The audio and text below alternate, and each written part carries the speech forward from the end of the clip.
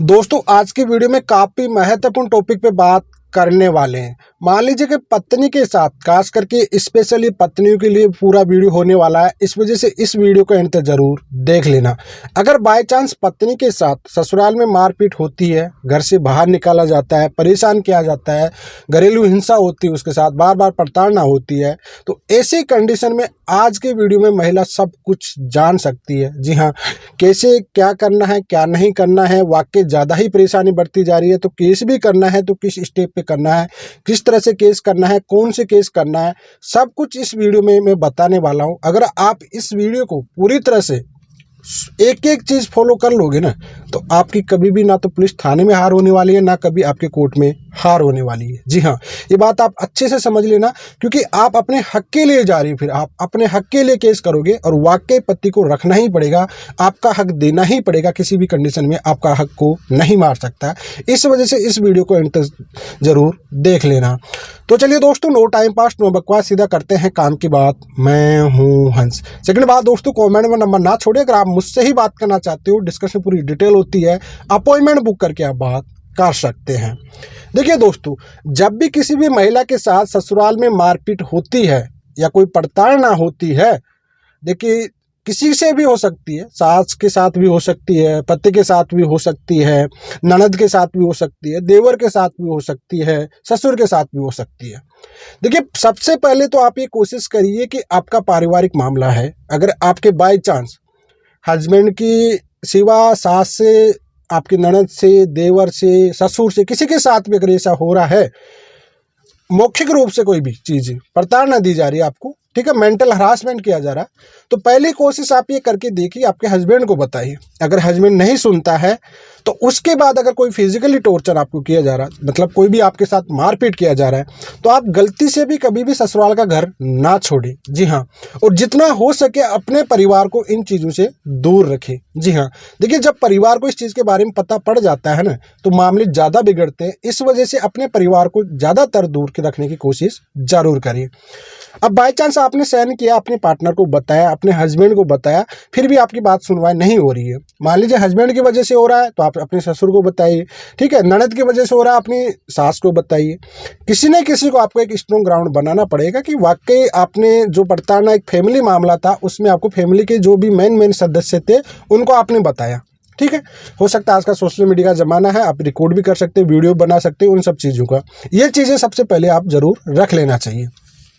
अब by chance आपकी नहीं होगी, हो सकता है आपके साथ फिजिकली टॉर्चर किया गया, मतलब आपके साथ मारपीट की गई है, तो देखिए आप क्या गलती करते हो, आप मायके आके चले जाते हो, सीधी सट है। जब भी आपके साथ कोई मारपीट होती है ससुराल में, तो आप क्या करते हो, अपने मायके पे पहुंच जाती हो, और मायके पे आने के बाद या तो अपने मायके वालों को बताते नहीं, और बताने के बाद क्या करते, फिर मायके वाले तो देखो गुस्सा आ ही जाता है और वो बहुत बड़े बड़े केस करा देते हैं। लेकिन ऐसी गलती मत करो। पहली बात तो आपको घर छोड़ना ही नहीं है, ससुराल वाला, ससुराल में रह के ही आपको केस करना है।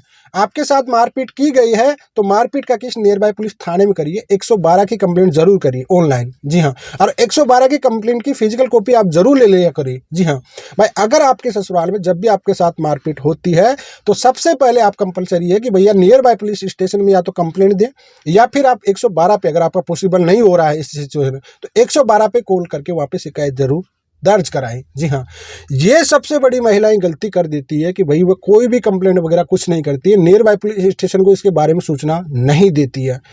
ये चीज़ें आपको सबसे स्ट्रॉन्ग ग्राउंड होता है आपका केस में। जी हाँ, आपके जब भी ससुराल में ये होती है, हर किसी महिला को समझना पड़ेगा कि भाई जो भी घटना आपके घट रही है तो आप नियर बाय पुलिस वाले को सब कुछ बताएं, सब कुछ अपनी कंप्लेंट में लिखें। ठीक है भाई, आपके साथ कौन तो मारपीट कर रहा है, सास कर रही है, ननद कर रही है, देवर कर रहा है, जेठ कर रहा है, पति कर रहा है, जो भी कर रहा है उसके बारे में पूरी डिटेल में बात बताएं।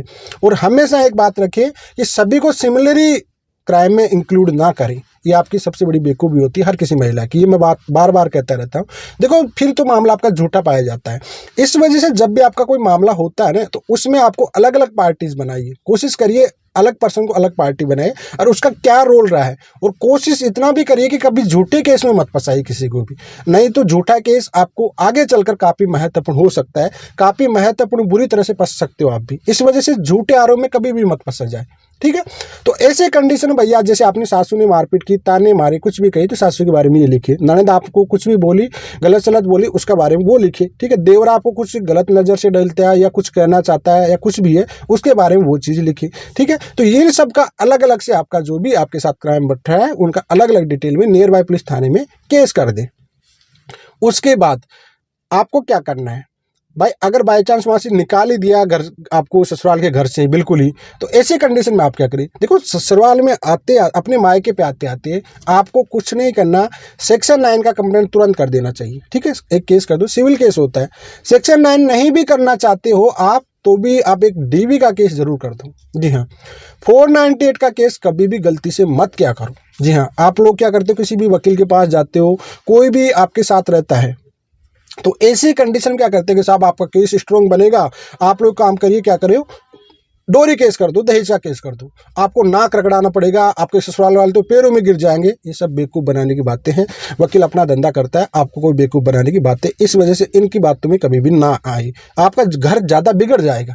क्यों? क्योंकि आप डायरेक्टली डोरी का, हर कोई भी मामला हो रहा है आपके साथ, जो पड़ताल हो रही है उसमें भाई डीवी केस, आपका ह्यूमन प्रोटेक्शन एक्ट, सब कुछ है उसमें।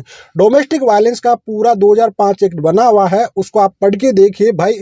हर कोई महिला को पढ़ना चाहिए, आजकल तो महिला पढ़ी लिखी है, तो गूगल पे हर चीज अवेलेबल है। आपके पूर्ण अधिकार, जो भी आपके साथ घटना घटी है सब कुछ आपको डीबी मिल जाएगा। सेक्शन 1 से लेके सेक्शन 22-23 तक सेक्शन है उसमें ह्यूमन प्रोटेक्शन के, तो अलग अलग सेक्शन के अलग अलग राइट है आपकी महिला के आफ्टर मैरिज के।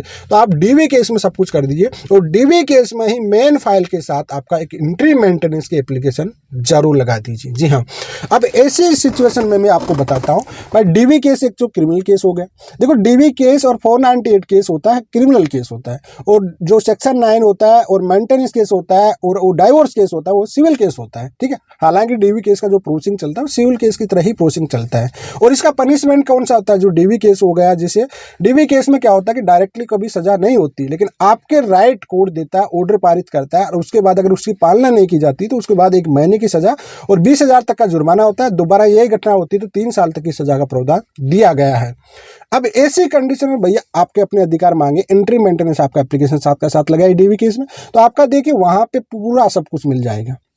अब आपको डीवी केस में हर चीज़ लिखना है जो आपने वहाँ पे ससुराल में दे के आए नियर बाय पुलिस थाने में, ठीक है। सेम आपको गलत नहीं लिखना है यहाँ पे किसी के कहने से। भाई आपके साथ कौन तो मारपीट कर रहा था, जो जो किया है, जो भी आपके साथ जो भी ताने मारे गए हैं, जो भी घर से निकाले थे, सब कुछ का अलग अलग विवरण करना आपको, सबका। एक सिमिलर ही नहीं करना कि सभी ने मारा, सभी ने पीटा, सभी ने ये किया वो किया, आपका केस डिफॉल्ट हो जाएगा, फिर कमज़ोर हो जाएगा आपका। क्योंकि हर किसी पर्सन का एक ही रोल नहीं होता, ये बात समझ लीजिए आप, ठीक है। तो इस वजह से आपको ये प्रैक्टिकल बात रखना है, झूठ एक भी नहीं रखना है। जितनी सच्चाई आप अपना केस में रखोगे उतनी ही आपका केस स्ट्रॉन्ग होने वाला है। गलत आरोपों के चक्कर में आप कहते हो कि मेरा केस स्ट्रॉन्ग बनाने के चक्कर में आप खुद के केस को खुद गलत कर लेते हो।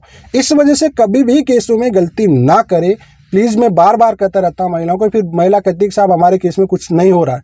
भाई सब कुछ होता है, कानून पे भरोसा रखिए, ठीक है। बस आपका केस करने का तरीका गलत हो जाता है, इस वजह से आपका केस लॉन्ग चला जाता है। इस वजह से आप एक सी गलती कभी भी ना करें। तो उसके बाद क्या करना है भाई साहब, डीवी केस गया, ह्यूमन प्रोटेक्शन के राइट आपको मिल रहे हैं, वहाँ पे कोई दिक्कत है नहीं, किसी भी प्रकार को आपको टेंशन करने की जरूरत है नहीं। भाई आपका डीवी केस में सब कुछ राइट मिलने वाले हैं आपको। ह्यूमन प्रोटेक्शन राइट में आपको वो पुलिस प्रोटेक्शन, जैसे अगर कभी प्रताड़ना होती कोर्ट आपको ऑर्डर दे देगा जिसकी वजह से आपको वायलेंस हो रहा है, जिससे प्रतिबंध कर दिया जाएगा। ये तक है होता है डीवी केस में कि अगर वाकई सास ससुर से प्रताड़ित है तो पति को अपनी वाइफ की एक व्यक्तिगत जिम्मेदारी है, उसको अलग से रखना पड़ेगा रेंट पे रखे। तो ये सब और एंट्री मेंटेनेंस आपको मिलने लग जाएगा। आपकी वायलेंस वगैरह है उसके लिए पुलिस आगे चलकर ऐसा होता है, इस तक के लिए तो ऑर्डर पारित है, ठीक है।